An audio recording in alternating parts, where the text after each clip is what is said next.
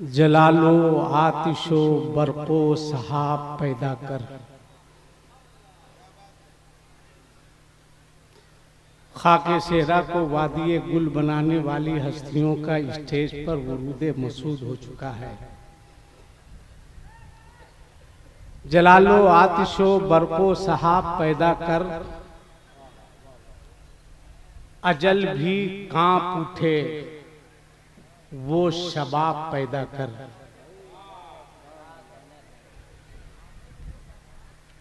इदारे शरिया रख दीजिए, इस उम्र में मोबाइल कम चलाइए। ऐसे भी बहुत कम टाइम बचा है आपके पास, कुछ दिन का काम करके गुजर जाइए।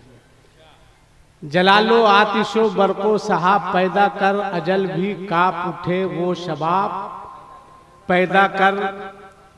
इदारे शरिया तहरीके बेदारी कॉन्फ्रेंस का ऐलान, तू इनकलाब की आमद का इंतजार न कर।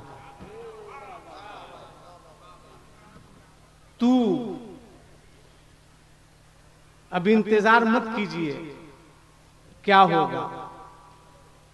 मैंने कल भी कहा था और आज भी कह रहा हूं कि आप बहुत दरी बिछा चुके हैं, बहुत झंडा ढो चुके हैं।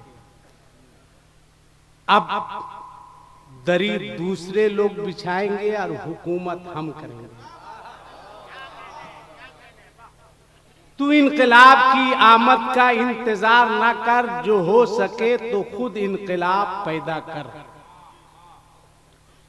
एक बात बताइए, इतना बड़ा मजमा है, इतने सारे लोग हैं। ए लड़का रखो मोबाइल, कि आपके इलाके में शादी वगैरह होती है या नहीं होती है? या अल्लाह, सब तुम्हारे हो का? हूं हाँ बोलो ना भाई, होती है। अच्छा ये बताइए, इस इलाके से हमारी बेटियां, बहनें, बच्चियां रामपुर, मुरादाबाद, बरेली वगैरह जाती है या नहीं जाती? हाँ या नहीं बोलो भाई, जाती है।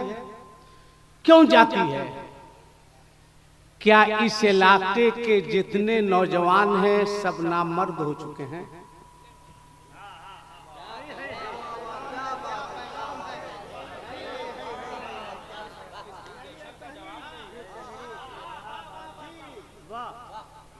अब जवाब दीजिए, तहरीके बेदारी कॉन्फ्रेंस का मतलब यही है, क्यों जाती है? क्या कसूर है उन बच्चियों का? क्या इलाके के सारे नौजवान हिजड़े हो चुके हैं? क्यों जाती है मेरी बच्चियां? क्या कसूर है? इसी मिशन को लेकर गाज़िए मिल्लत आगे बढ़ रहे हैं कि अब किसी गरीब बेटी के बाप की जमीन को बिकने नहीं। यह मिशन है। क्यों जा रही है? आपने देखा, एक वाकया सुनो 2 से 4 मिनट में। यह कोई कहानी नहीं है, अगर दिल है तो सुनो। अब फैसला करके यहां से उठो। बहुत कुछ साल पहले मैं एक सफर कर रहा था। एक शहर का नाम मैं नहीं बताऊंगा। मैं उतरा, एक बूढ़े रिक्शे वाले के रिक्शे पर बैठा जा रहा था। चढ़ाई पर मैं उतर गया। मैंने उससे पूछा, आपका क्या नाम है? वो रिक्शा वाला मुसलमान था। मैंने कहा, इस उम्र में आप इतनी मेहनत मजदूरी कर रहे हैं, आपके पास बेटा नहीं है? कहा, मौलाना साहब मेरे पास 4 बेटियां हैं। मैंने कहा, आगे क्या है? वो बूढ़ा रोने लगा। उसके आंसू के एक एक कतरे का हिसाब तुम्हें देना होगा। रोने लगा। मैंने कहा रो क्यों रहे हैं भाई? कहा मुआज साहब मत पूछिए। मैंने चाय पिलाई, नाश्ता कराया। मैंने कहा बताइए। कहा मत पूछिए। मैंने कहा आप मुझको बताइए, मैं एक जिम्मेदार हूं। उसने जो कहा वो सुनिए, आप सुनिए।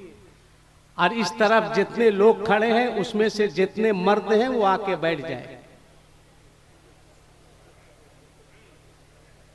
मैंने कहा जो मर्द है बैठ जाओ। वो लोग फैसले नहीं कर पा रहा है कि नहीं है क्या है रे भाई। अच्छा, कुछ लोगों को समझ में आया कि हैं, और जिनको नहीं समझ में आया वो उधर जा रहा है। बहरहाल उसने कहा कि 4 बच्चियां थी, दिन भर मजदूरी करके मैं घर जाता था, नींद नहीं आती थी कि कब अपनी बच्चियों को सुहागन बनाऊंगा, कब मेरे घर शादी की डोली उठेगी। एक रात मैं आया, मोहल्ले के कुछ लड़के आए, कहे चचा रामपुर से एक लड़का आया है, नो डिमांड, कोई डिमांड नहीं, आप अपनी बच्ची का रिश्ता उसके साथ कर दे, शादी कर दे। कहा मैं तैयार हो गया। सुबह गया, शादी के जोड़े मैंने लाए, निकाह हुआ। बच्ची को मैं रुखसत किया। बच्ची रो रही थी कि अब्बा जान क्या कसूर है मेरा कि इतने लंबे सफर पर मुझको भेज रहे हो, क्या गलती है मेरी, क्या इलाके में कोई नौजवान आपको नहीं मिला? बच्ची रो रही थी। मैं बच्ची को समझा रहा था। ट्रेन पे बच्ची बैठी, ट्रेन चली गई, आई गई, बात खत्म। 1.5 से 2 महीना गुजरे होंगे। एक रात मैं लेट से घर पहुंचा। मैंने दरवाजे पर दस्तक दी, दरवाजा खुला। एक बच्ची आके मेरे कदम पे गिर गई। कहा अब्बा जान ये हाथ में कुल्हाड़ी है, इस कुल्हाड़ी से मेरे टुकड़े टुकड़े कर दो, मुझे अब जीने का कोई हक नहीं है।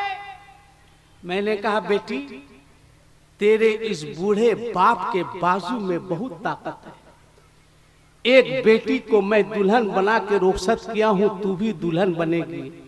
रोने लगी कि अब्बा जान मुझे जीने का कोई हक नहीं है। ज़ारो कत्तार रोने लगी, मुझे काट दो, मार दो, मुझे दफन कर दो। मैं जब झुका और जब बच्ची को उठाया, बच्ची पर नजर पड़ी तो मैं क्या देखता हूं कि जिस बच्ची को दुल्हन बनाकर मैं रुखसत किया था वही बच्ची सामने खड़ी है। अल्लाह अकबर। मैंने कहा बेटी तू? अब्बा जान आपके पास भी धोखा, मेरे साथ भी धोखा,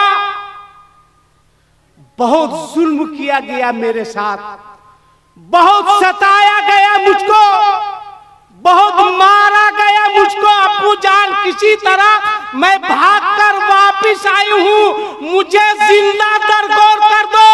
इदारे शरिया तहरीक बेदारी कॉन्फ्रेंस में आने वालों बोलो कौन है इसका जिम्मेदार? किसके ऊपर है इसकी जिम्मेदारी? इसलिए आज तय करके उठो कि अब गरीब बच्चियां आंसू नहीं बहाएगी। इदारे शरिया तहरीक के बाद वो मुस्कुराती नजर आएगी। यही मिशन है इदारे शरिया तहरीक का। बोलो इदारे शरिया के इस तहरीक से आप खुश हैं ना? हाथ उठा के बताओ कितने लोग खुश हैं। वाह माशाअल्लाह, हाथ नीचे करो। अब इसमें कितने लोग हैं जो शादी होगी गाड़ी का मुतालबा करेंगे, खुश होके हाथ उठाओ। देखिए एक तो वो भी शादीशुदा है, शौक देखिए। इसलिए कोशिश कीजिए कि आप इदारे शरिया तहरीक के साथ जुड़िए। अल्लाह सलामत रखे बलियावी साहब को, मौलाना कुतुबुद्दीन साहब को और जुमला उमला अहले सुन्नत को।